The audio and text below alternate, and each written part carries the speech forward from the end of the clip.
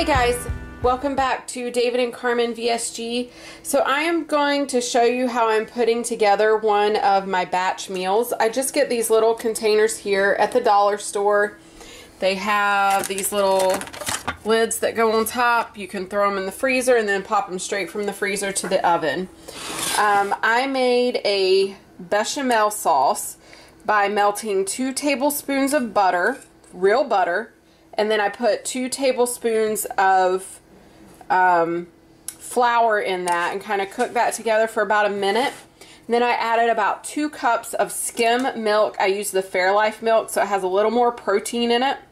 And once that started to thicken up, I put a tablespoon of Dijon mustard, a tablespoon of lemon juice. It called for freshly squeezed, but I don't have freshly squeezed. And I also put in a little sprinkling of paprika.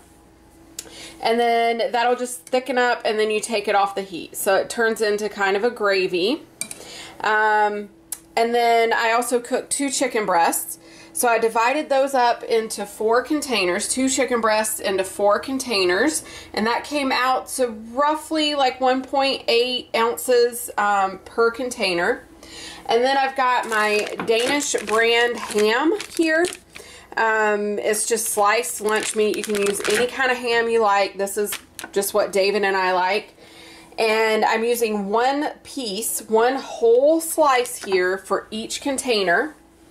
And I am using my food scale. So I just divided each one up into little piles. I slice them very, very thin. And now I'm going to put an ounce of Swiss cheese on top. So let me see, I can't really do that with one hand, but let's see if I can switch hands here.